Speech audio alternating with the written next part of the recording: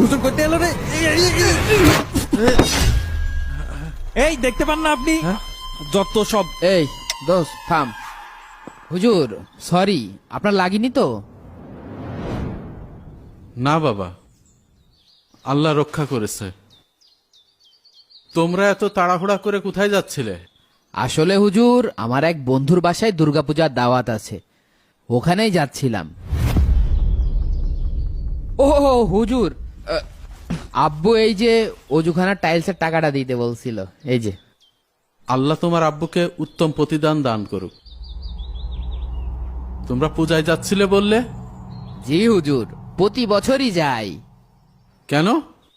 আসলে হুজুর, আমি মনে করি ধর্ম পৃথিবীতে এসেছে মানুষের ভিতরে ভেদাভেদ সৃষ্টি করতে। যদি ধর্ম শান্তি আনতো তাহলে পৃথিবীতে এত আলাদা আলাদা ধর্ম থাকতো না। তোমার কথায় যুক্তি আছে বাবা। আচ্ছা চলো। কোথায়?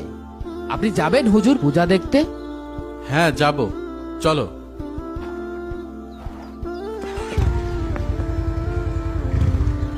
হুজুর,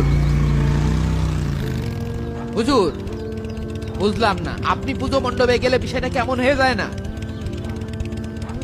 হুজুর আপনি বুঝতেন না কি কথা? আসসালামু আলাইকুম সভাপতি সাহেব। ওয়ালাইকুম আসসালাম। আপনাকেই মনে মনে খুঁজছিলাম।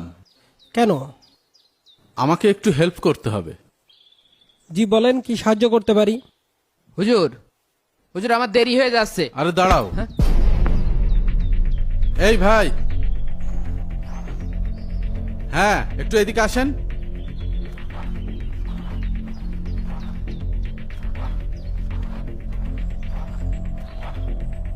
বাবা ফাহিম, তোমাকে একটা অফার দিতে চাই।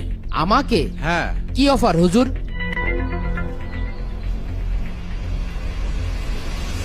এই নাও 1,00,000 টাকা।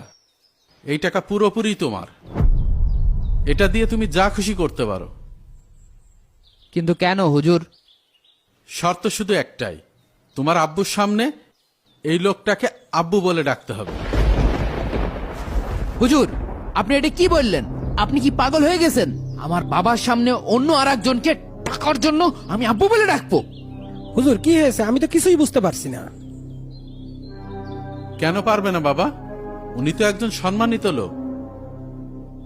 তাছাড়া বিনিময়ে তো টাকাও পাচ্ছ।